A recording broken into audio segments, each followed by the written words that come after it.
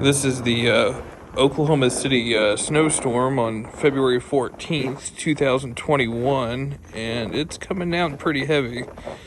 They're saying this is the worst snowstorm in over 10 years here.